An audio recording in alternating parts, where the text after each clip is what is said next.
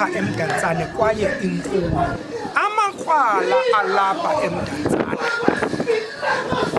enza isiko esingalaziyo singamadoda esintu, amaXhosa. Isiko lokubana aqhitsane, anyukhulane, afunane utywala. Abanye amakrwala adangayo esikolweni ngenxeni into yokuba oosaluka babo bafuna utywala, bayabaqhitsa. Lowo ke uthe waya esibhedlele uyanyukhulwa, kuthiwe akayondoda.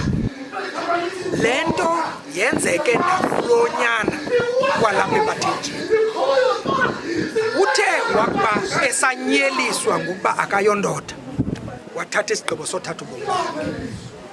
Ndifuna ke ubuza amadoda aseMdantsane uba ayibobukhwenkwena into yokubana amadoda asuke neento zasesuthwini azozithetha apha elokishini, izinto zasesuthwini. Bubukhwenkwe bokuqala nobokugqibela obo, kwaye kufuneka sibunqandile buphele, ngoba baninzi abantwana abazawusweleka ngenxa yokonyeliswa. Into esiyenza esuthwini, sakha indoda. Sakuba siyakhila indoda, silindele uba le ndoda mayisebenzise ubudoda bayo ukwakha isizwe.